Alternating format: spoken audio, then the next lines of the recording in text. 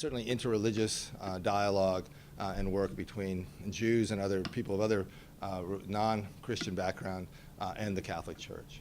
And I think it's, by the way, worthwhile for this church, for the LDS Church, to go back and look at how things got going.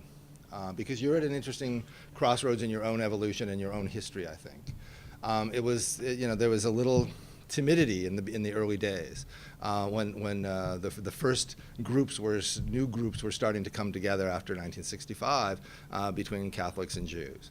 And it was understood almost from the beginning that we weren't going to talk much about theology, because for Jews to be in dialogue with Catholics about theology felt kind of oppressive to Jews, that there was going to be proselytizing, that there was going to be an attempt, oh, now that we're talking about theology, let me tell you about Jesus Christ and that you too can be saved, that this kind of approach was kind of dangerous for us.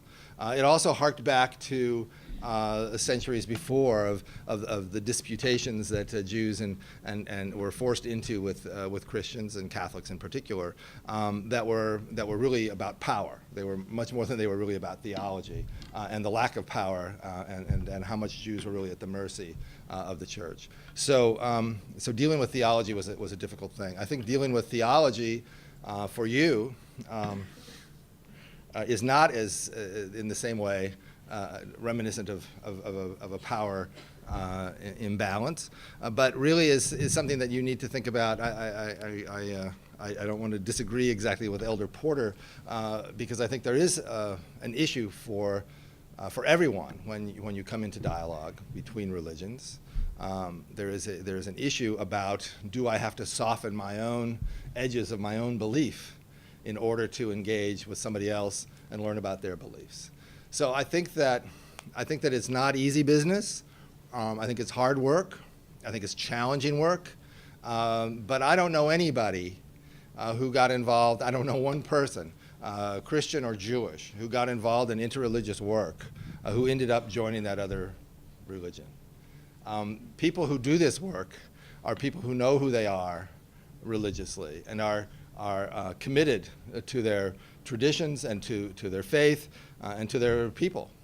And therefore the idea that they're going to somehow lose their faith to the other, I think but on the other hand, if you're a believing person of one religion, then you think as soon as you present your faith, the other group will come in.